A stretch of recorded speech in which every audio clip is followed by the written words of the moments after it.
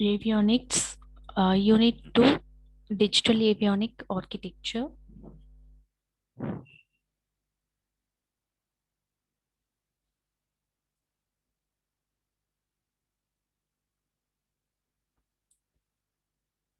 So first topic in this is avionic system architecture.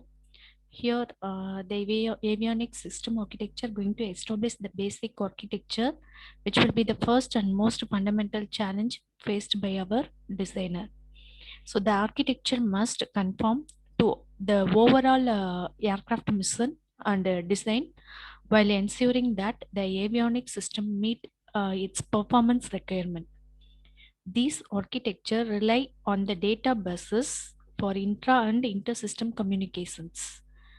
The optimum architecture can only be selected after a series of exhaustive design trade-offs that address the evaluation factors.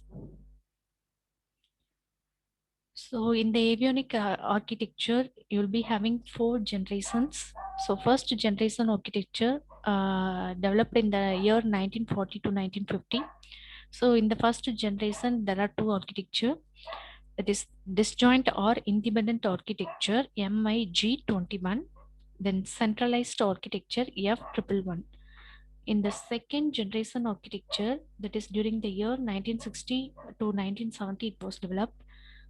Here under that, we have three architectures: federated architecture F16AB, distributed architecture DAIS, hierarchical architecture F16CDAP.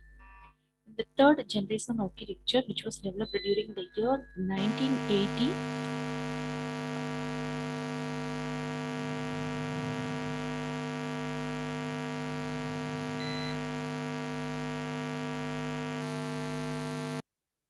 third generation architecture during the year 1980 to 1990, it was developed.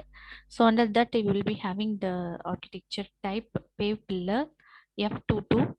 Then fourth generation architecture, which was generated in the year 2005. So below that you will be having two types of architecture: pave base architecture JSF and open system architecture.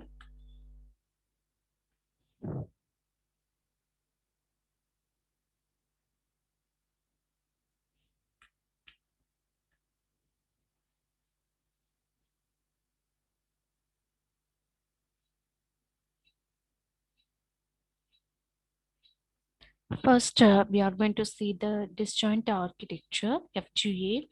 So the early avionics system were standalone black boxes where each functional area had a separate dedicated sensor, processor and display, and the interconnect media is point-to-point wiring.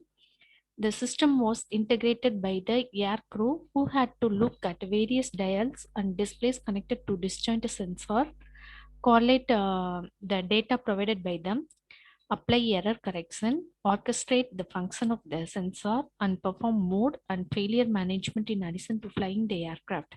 So this was feasible due to the simple nature of task to be performed and due to the availability of time. So this is the structure of disjoint architecture. Here you'll be having the pilot, navigation computer, radar processor. So in the navigation computer, will control have the navigation panel, inertial measurement unit, altitude sensor. Under the radar processor, you'll be including display control panel and RF radio frequency.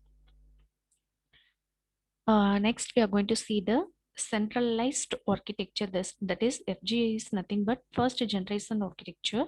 So second type of architecture is centralized architecture. So as the digital technology evolved, a central computer was added to integrate the information from the sensor and subsystem. The central computing complex is connected to other subsystem and sensor through analog, digital, synchro, and other interfaces. When interfacing with the computer, a variety of different transmission methods, some of which required signal conversion, that is analog to digital, when interfacing with your computer. So here the signal conditioning and computation takes place in one or more computer in a LRU located in an avionics bay with the signals transmitted over one-way data bus. Data will be transmitted from the system to the central computer, and the data conversion will take place at the central computer. So the advantages of centralized architecture are simple design. Software can be written easily.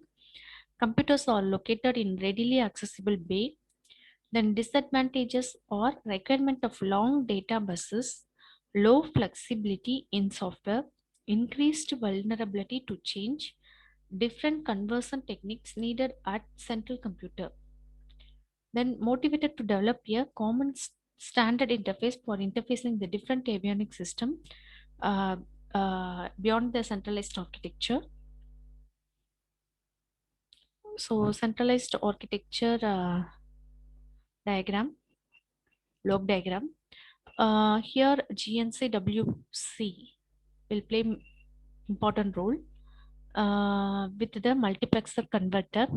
So GNC WDC will have more communication with tape, HSI, FCS, terrain following radar, SMS, radar, TACAN, TACON, Doppler radar, integrated display set, maintenance control unit, navigation data entry panel, navigation data display panel, inertial navigator set, attack radar, HST. So these are the units, block units, which is used to design the centralized architectures.